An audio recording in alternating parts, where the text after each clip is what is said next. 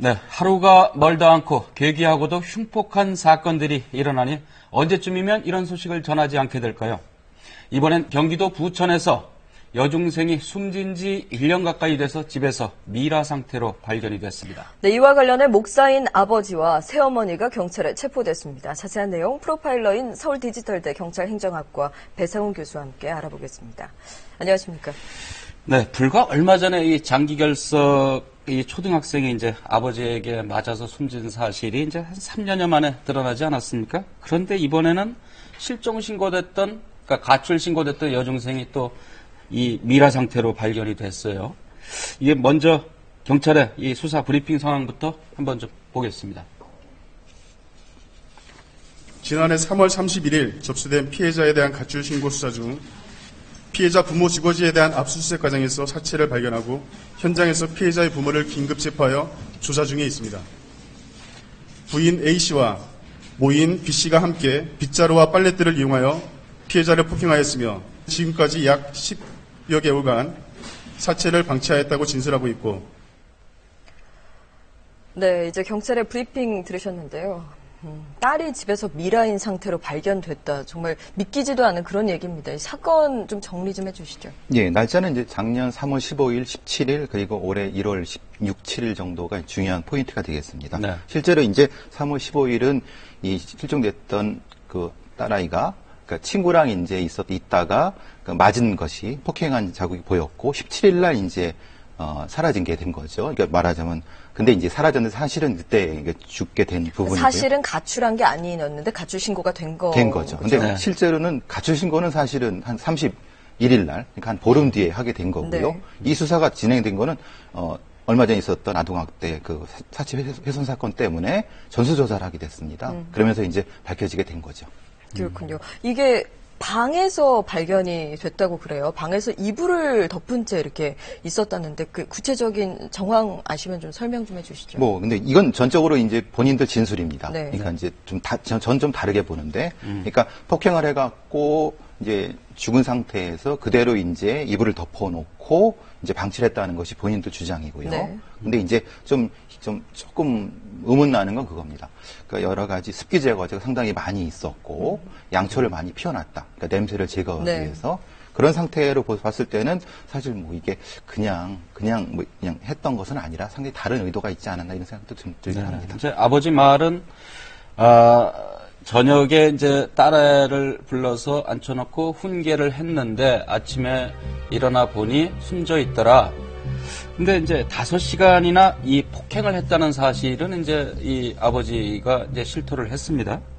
그러면은 이 폭행이나 학대에 의한 뭐 살인, 폭행치사 이렇게 봐야 되지 않을까요? 뭐 당연합니다. 그건 이제 아까 3월 15일 날 그 친구와 만났을 때 상당히 많이 멍이 들어 있었다라고 했던 거는 사실 그 이전에도 이런 일이 있었다는 거를 방증하는 것이고요. 그리고 그냥 자고 일어났는데 죽었다는 건 뭐 그 말이 안 되는 거고요. 그 어린아이가 있을 수 없는 거고 당연히 본인들이 얘기한 것처럼 과도한 형태의 폭행으로 인해서 치사가 된, 그러니까 최소한 치사.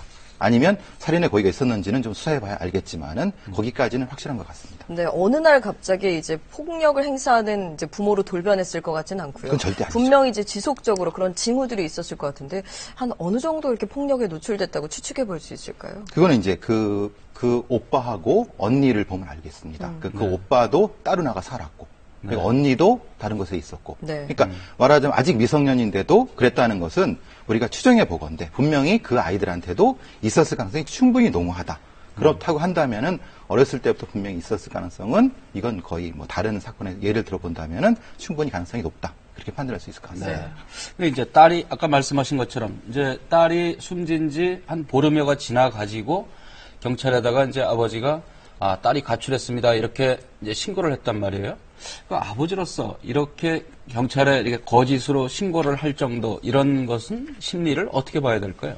사실은 뭐 본인이 한 건 아니죠. 왜냐하면 그건 학교에서 설득을 해가 실종 신고가 됐던 거고요. 본인은 자발적으로 한 건 아니고요. 네. 말 일종의 그 은폐 심리이고, 요거는 사실은 17일과 31일 사이에 어떤 일이 있었는지 사실은 많이 좀 풀어봐야 될 문제이고요. 요건 공모자 심리라고 볼 수 있을 것 같습니다. 만약에 혼자라고 하면 못하는 거죠. 그러니까 만약에 그래서 이제 계모가 같이 체포된 것도 그런 것 때문입니다. 그러니까 서로 미루는 거죠. 죽었다고 사람이 죽었는데 그 상대방은 처리하겠지라고 하는 공모자 심리 때문에 이런 형태가 나타나고 분명히 이 본인이 그 사회적 지위가 분명히 있었던 뭐 목사라고 하는 그런 것 때문에 사실은 그 은폐하려고 하는 어떤 심리가 작용했을 것 같습니다. 네, 근데 이제 시체가 아무래도 부패를 하면 당연히 어떤 냄새가 날 수 있는 것으로 알고 있는데요. 그 전혀 냄새가 그렇게 나지 않게 그럼 철저하게 했다는 건 어느 정도의 계획성을 보이는 게 아닐까요? 기본적으로 이제 그 뭐 스퀴잭을 많이 놨고 또는 이제 양초를 놨다는 것은 최소한 그 집 밖으로 냄새가 사실은 시신 냄새가 냄새가 많이 납니다. 네. 근데 그 주변에 이게 어떤 지금 집 안인데요. 예. 저기 보시면 습기 제거제들이 상당히 많이 있는 걸 보실 수 있습니다. 저 사진 안쪽도 곳곳에 있을 거라고 추정을 하는데요. 네. 그렇다고 봤을 때는 최소한 바깥에 이것은 나가지 않도록 계획을 짰다는 건 확실하게 된 것 같습니다. 네, 물론 이제 범죄를 저지르는데 뭐 직업과는 전혀 상관이 없다고 하지만 더욱더 충격적인 건 이분이 또 종교인입니다.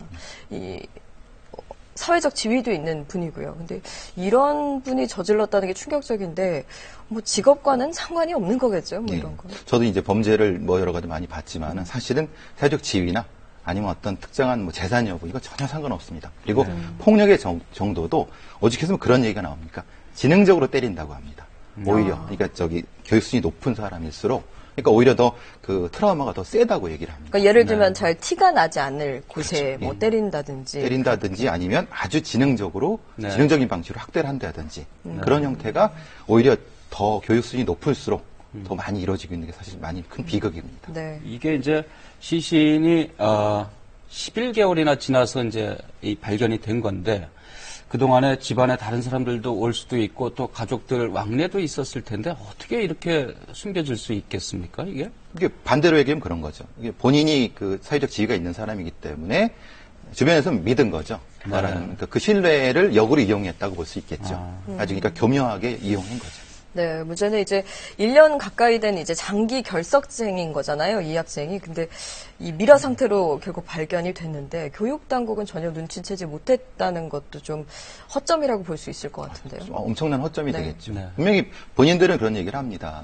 독촉 전화도 하고 직접 부모하고도 통화를 했다. 근데 문제는 이런 사건인 경우 부모가 범인이지 않습니까? 네. 이제 그런데 문제는 우리 교육당국은 부모가 어떻게 할 거라는 생각을 사실은 생각하지 못하는 부분이 있기 때문에 그런 부분이 좀 넘어간 거고 이건 분명히 이제 아버지의 후광 효과, 그러니까 교회 목사라는 후광 효과가 분명히 이런 것을 넘어서지 못했던 그런 이유가 됐습니다. 그러니까 가해자한테 피해자의 그 상황을 물어본 거나 다름없으니 그렇죠. 사실 이대로라면 또 계속해서 이런 학생들을 찾지 못할까 봐 그게 좀 걱정되는 거거든요. 많이 그런 게 참 안타깝습니다. 네. 근데 이제 장기 결석을 하면 이제 초등학생인 경우에는 이제 통상 이 주민센터에 이제 통보를 해가지고 이제 찾기도 하고 그러는데 이 학생인 경우엔 중학생이어서 이게 생략이 된 겁니까? 아닙니다. 분명히 이제 중학생 같은 경우는 관행상, 사법기관의 관행상 아니면은 가출이 더 많습니다. 네. 그렇기 때문에 아무래도 그런 얘기를 했겠죠. 아무래도 이제 잠깐 나갔다 왔거나 이런 얘기를 했기 때문에 사실 이것도 우리 사회에서 좀 바꿔야 될 부분이라고 봅니다. 왜냐하면 네. 중학생 같은 경우도 충분히 이런 일을 당할 수 있다는 것을 우리가 이제 인지를 하고 대처를 해야 되겠죠. 네, 뭐 지난번에 초등학생 이제 시신 훼손 사건도 그렇고요. 이제 뭐 지역과는 크게 상관이 없으리라 생각이 됩니다만 그래도 이제 경기도에서 이런 사건들이 많이 발생했는데 혹시 뭐 어떤 연관성이 있나요? 예전에 이제 한 십몇 년 전에 시카고 지역 범죄 공간 연구 같은 걸 했는데요. 그러니까 이제 가장 큰 도심의 주변에 있는 일종의 약간의 베드타운 형태에서 그러니까 인구가 집중되고 거기에 있는 공권력이라든지 공적 기관이 좀 부족한 그런데 이제 부모들이 굉장히 그 맞벌이를 많이 하는 이런 어떤 지역이 특히 이런 아동학대라든가 청소년 관련된 범죄들이 많이 일어나는 그런 지역이 하필 또 그 지역이 그런 형태가 인 것 때문에 사실 안타까운 부분이 있습니다. 네. 이제 집이 이제 가장 안전해야 할 장소인데 이게 가장 무서운 곳이 돼가지고 이게 정말 걱정입니다.